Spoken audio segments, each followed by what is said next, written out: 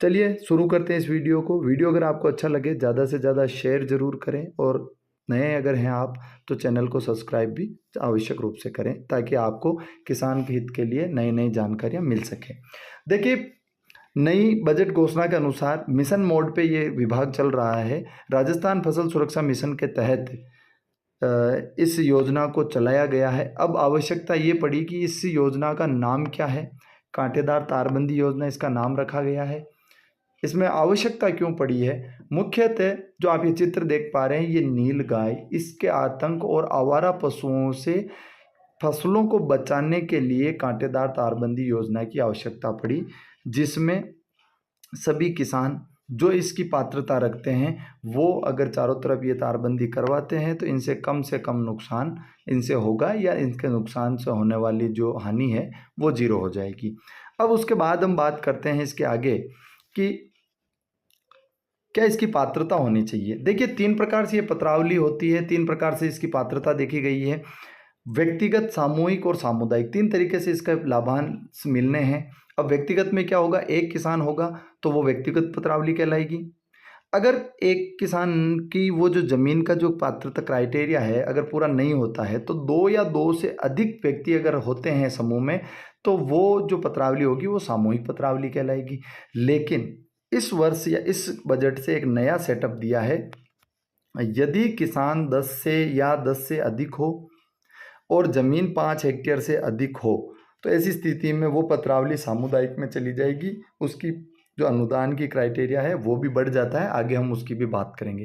पात्रता हो गई, 3 तरीके से बता दिया, व्यक्तिगत, सामूहिक, सामुदायिक। किसान कितने होने चाहिए? व्यक्तिगत में सिंगल है, सामूहिक में 2 या 2 से अधिक और सामुदायिक में 10 या 10 से अधिक किसान आपके होंगे। उसके बाद पात्रता बात की जाए कि ज़मीन कितनी होनी चाहिए। तो देखिए, व्यक्तिगत में कम से कम 1.5 हेक्टेयर ज़मीन होना आवश्यक है। कुछ भ्रांतियाँ हैं, आगे क्या भ्रांतियाँ हैं वो मैं आपको बताऊँगा।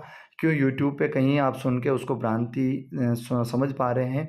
यूट्यूबर्स भी गलत नहीं है, लेकिन कहीं ना कहीं हमारे समझने में गलती हो रही है। तो व्यक्तिगत अगर पत्रावली है 1.5 हेक्टेयर ज़मीन आवश्यक है। एक व्यक्ति की अगर 1.5 हेक्टेयर नहीं हो रही है तो 2 से ज़्यादा 3, 4, 5, 6 आदमी भी मिलके, किसान मिलके, जिनकी पेरीफेरी बन रही हो, मिलके आप पात्र हैं, आप सामूहिक पत्रावली लगा सकते हैं। अगर आपके किसान 10 या 10 से अधिक हो रहे हैं और ज़मीन 5 हेक्टेयर से अधिक हो रही है तो फिर वो पत्रावली आपकी स्वतः ही सामुदायिक में ऑनलाइन होगी। उसका भी अनुदान 20% बढ़ के यानी 70% अनुदान विभाग ने इस वर्ष कर दिया है। ये तीनों आपके क्राइटेरिया कंप्लीट हो गए कि आपकी जो पात्रता है वो क्या है। व्यक्तिगत में किसान कितने होने चाहिए, सामुदायिक में किसान कितने होने चाहिए और सामुदायिक में किसान कितने होने चाहिए।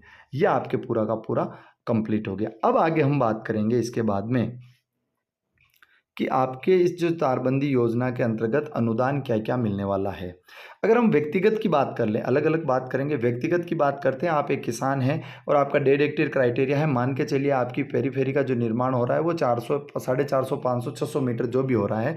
अब उसमें आपको अनुदान आपको तारबंदी करानी होगी। ऐसी स्थिति में आप लघु सीमांत किसान हैं तो 120 रुपये मीटर, अधिकतम 49,000 रुपये। और अगर आप अदर किसान हैं, बड़े किसान हैं, तो आपको 100 रुपये मीटर, अधिकतम 40,000 रुपये अनुदान देय है। 400 मीटर तक ही अनुदान देय होगा। अगर 400 मीटर से आपका कम हो जाता, मान लीजिए आपका 300 मीटर ही है, 200 मीटर आपका पहले पत्थर की दीवार या तारबंदी हो रखी है, तो ऐसी स्थिति में आपको 300 मीटर का अनुदान देय होगा, जो 100 रुपये मीटर के हिसाब से यानी प्रोरेटा बेसिस पे 30,000 रुपये अनुदान आपको मिलेगा। यानी आपके जितने मीटर होंगे 400 से कम में, उतने मीटर का आपको अनुदान देय हो जाएगा। 100 रुपये मीटर या लघु सीमांत अगर आप हैं तो आपको 120 रुपये मीटर के हिसाब से आपको अनुदान देय हो जाएगा। उसके बाद बात आती है सामूहिक की। तो जिस तरह से एकल है उसी तरह से सामूहिक में है। अगर आप लघु सीमांत हैं तो ऐसी स्थिति में आपको 120 रुपये मीटर, अधिकतम 48,000 रुपये। और अगर आप अन्य किसान की श्रेणी में आते हैं यानी बड़े किसान की श्रेणी में आते हैं तो ऐसी श्रेणी में आपको 100 रुपये मीटर और 40,000 रुपये अधिकतम अनुदान देय होगा।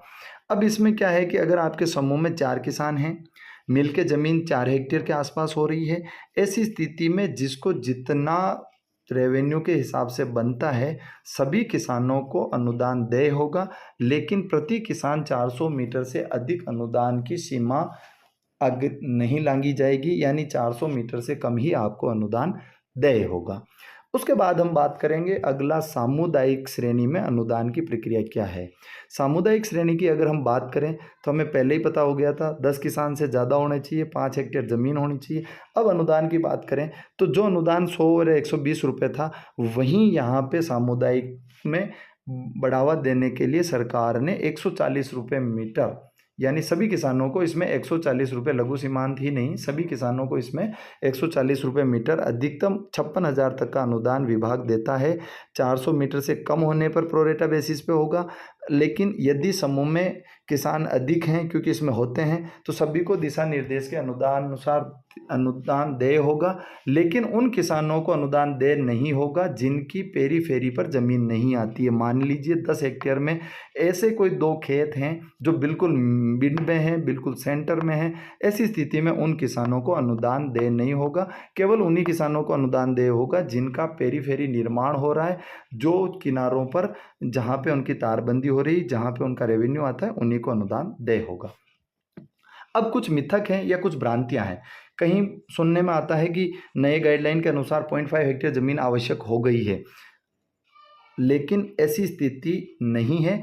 ये केवल अनुसूचित जाति सेक्टर, आपने सुना होगा कि कुछ जिले हैं, डूंगरपुर, बांसवाड़ा, उदयपुर का कुछ इलाका, सिरोही का कुछ इलाका, वो टीएसपी जोन में आता है, अनुसूचित जनजाति क्षेत्र में आता है। ऐसी स्थिति वाले स्थानों पर 0.5 हेक्टेयर ज़मीन यानी आधा हेक्टेयर ज़मीन पर भी तारबंदी का योजना अनुदान देय है।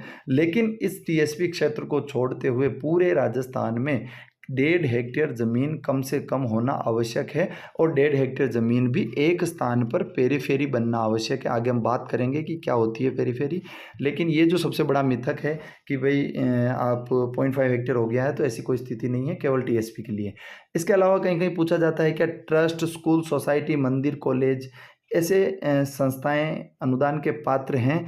तो ये क्लियर कर लीजिए कि गाइडलाइन में सीधा निर्देश है, इस तरह के अनुदान ट्रस्ट, स्कूल, सोसाइटी अनुदान के पात्र नहीं होंगे। केवल जहाँ पे पुजारी का सेटअप है, वहाँ पुजारी अनुदान प्रमाण पत्र के आधार पर अनुदान देय होगा। उसके बाद दूसरा मिथक है कि किसी भी प्रकार का तार या जाली से अगर हम तारबंदी करते हैं तो उस पर अनुदान देय होगा, लेकिन ऐसी नहीं है। सत्यता यह है केवल कांटेदार तार और चैनलिंग जाली पर ही अनुदान देय है। आप ये चित्र में देख पा रहे हैं, पहला जो चित्र है ये तार का, ये कांटेदार तार है, यही अनुदान होगा। बाद में ये दूसरा चित्र देख रहे हैं, ये चैनलिंग जाली का, इन्हीं पर अनुदान देय है। इनके कितने के तार लाने, ये सारे के सारे गाइडलाइन में है। जब भी आप लाते हैं किसान भाई, तो अपने कृषि पर्यवेक्षक या सहायक कृषि अधिकारी या नज़दीकी कृषि कार्यालय से संपर्क जरूर करें। बहुत सारे किसान भाई इस तरह की, जो ये तीसरा चित्र दिख रहा है, इस तरह की जो वेल्डिंग चौकोर बॉक्स वाली जो जाली आती है, इसको लगाकर अनुदान की पात्रता चाहते हैं, तो ऐसी स्थिति में ये अनुदान के पात्र नहीं होंगे। उसके बाद बात आती है आवश्यक दस्तावेज क्या लगने हैं। आपको जनाधार और आधार कार्ड दोनों चाहिए। उसके बाद आपको जमाबंदी चाहिए, जो या तो ई हस्ताक्षरित हो या पटवारी द्वारा प्रमाणित हो और 6 महीने से ज़्यादा पुरानी ना हो। अब बात आ जाती है मैप ट्रेस की। मैप ट्रेस क्या है, ऑनलाइन होने लगा है। ऐसी स्थिति में सिंगल खसरों का आने लगा है। यदि आपका खसरा, आगे हम बात करेंगे कि इस पे लिखा हुआ है मैप ट्रेस जो है, वो पहले जो मैप ट्रेस बने आते थे ट्रेस पेपर पे, उसी तरह के मैप ट्रेस अगर बने हुए हों तो सबसे बेस्ट हैं, जिस पर पटवारी जी का साइन हो। और अगर किसान के स्वयं की ज़मीन नहीं है, पिता के नाम पर ज़मीन है, लेकिन वो अनुदान लेना चाहता है, तो नए दिशा निर्देशों के अनुसार नेशनल शेयर सर्टिफिकेट के अकॉर्डिंग अगर उसकी ज़मीन की पात्रता पूर्ण होती है, तो वह भी ज़मीन इस तरह के अनुदान के लिए पात्र होता है। तो ये तीनों चारों चीज़ें आप ज़रूर देख लें। अब मैप ट्रेस और पेरीफेरी की आगे हम बात करेंगे कि क्यों हमें मैप ट्रेस जो है ट्रेस पेपर की आवश्यकता पड़ सकती है और क्यों हमें वहाँ तक जाना है। देखिए, ज़मीन कहीं भी आप जाइए, बराबर पूर्ण नहीं होती या चौकोर नहीं होगी, किसी पर्टिकुलर नाप की नहीं होगी। जिस तरीके से वहाँ पे पहले ज़मीनी रिकॉर्ड है, उसी तरीके से आपको देखना पड़ेगा। तो आपकी जो 1.5 हेक्टेयर ज़मीन है, ये नहीं कि एक टुकड़ा कहीं और है, एक टुकड़ा कहीं और है, बीच में किसी और का आ गया, 1 किलोमीटर दूर है। वो किसी भी संरचना कैसी भी हो सकती है, आप देख पा रहे हैं, संरचना कैसी भी हो सकती है, वो चौकोर हो सकती है, वो गोलाकार हो सकती है, वो तिरछी हो सकती है, लेकिन जो आपकी 1.5 हेक्टेयर ज़मीन है उसकी पेरीफेरी निर्माण होना चाहिए। आप चित्र में देख पा रहे हैं, जहाँ से तारबंदी शुरू हो वहाँ पे ख़त्म हो जाए। आप अब अगले चित्र में देख पाएंगे, देखिए जहाँ से शुरू हुई वहाँ पे पूरा आके ख़त्म हो गई, एक पेरीफेरी या एक चक्र का निर्माण कर रही है, इसको हम पेरीफेरी कहते हैं। एक स्थान पर आपकी 1.5 हेक्टेयर ज़मीन होना आवश्यक है। अब आगे हम नक्शे के माध्यम से देख पाएंगे। कई बार हमारी पत्रावलियाँ रिवर्ट आती है, तो क्यों आती है उसका मैं आपको ब्यौरा बताऊंगा। अब आप चित्र में देख पा रहे हैं यहाँ पे 3 खसरे हैं, 2602/342, 2603/342 और 2660/342। अब ये तीनों खसरे 1-1 हेक्टेयर के हैं।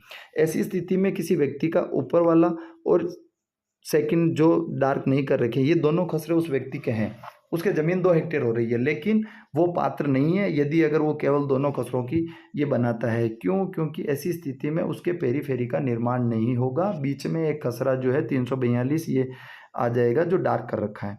अब आपको अगर पात्रता चाहिए तो ऐसी स्थिति में आपको क्या करना होगा, आपकी ये जो ज़मीन है, बीच में जो ये खसरा आ रहा है पूरा का पूरा, जहाँ पे मेरा क्रशर है, इस क्रशर को मिलाते हुए, यानी इस व्यक्ति को भी मिलाते हुए जो आपको रेड लाइन दिख रही है, ये पूरा का पूरा आप नक्शा लगा के इन तीनों खसरों की लगाएंगे तो आप इसके लिए पात्र होते हैं। आगे हम और देख पाएंगे, ये एक खसरा और है 3741, 3740 और 3739। अब ऐसी स्थिति में केवल 3741 का आप लगाते हैं तो ये खसरा 1.47 हेक्टेयर का है, मान लीजिए 0.3 हेक्टेयर ही कम पड़ रहा है, लेकिन ऐसी स्थिति में नहीं हो सकता है क्योंकि पेरीफेरी टूट रही है।